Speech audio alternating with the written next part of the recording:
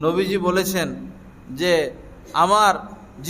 আমার মৃত্যুর পর যদি কেউ আমার কবর জিয়ারত করে, কেমন যেন সে আমার জীবদ্দশায় আমার জিয়ারত করলো। কত বড় কথা!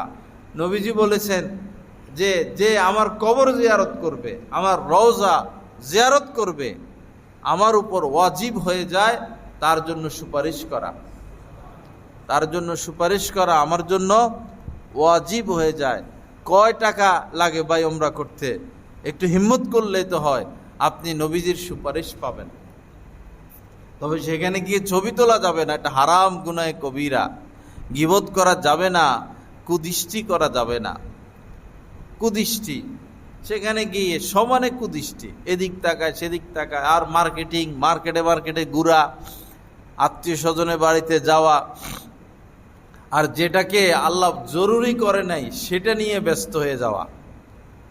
হজে গিয়ে এমন কাজে মানুষ ব্যস্ত হয় যেটা আল্লাহ পাক জরুরি করে নাই, ফরজ ওয়াজিব করেন নাই, এরকম কাজে ব্যস্ত হয়। এটার কারণ হলো কোনো হক্কানি আলেমদের সাথে যায় না, নিজে নিজে যায়, এজেন্সির সাথে যায়।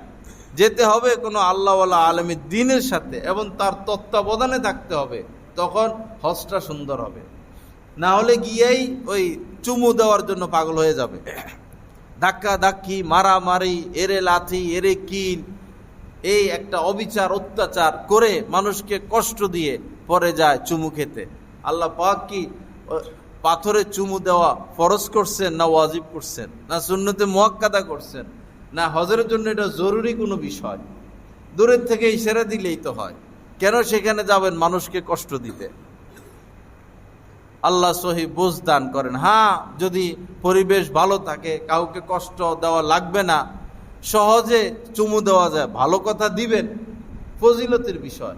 কিন্তু কাউকে কষ্ট দিয়ে সেখানে চুমু খেতে যাওয়া ওলামা ইকরাম নিষেধ করেন। কিন্তু দেখবেন শুধু ওইখানেই ধাক্কা ধাক্কি।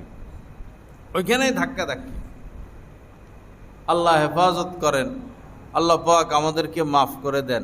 তো হজ